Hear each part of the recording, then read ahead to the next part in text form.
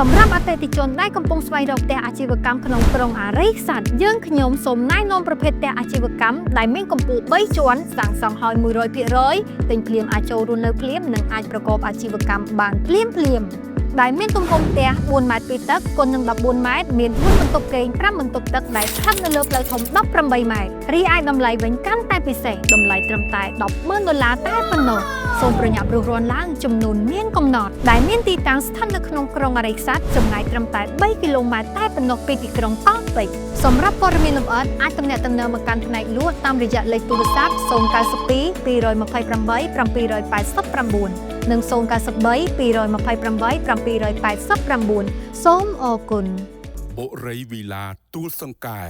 គុណភាពផាសុកភាពសោភ័ណភាពនិងភាពជឿជាក់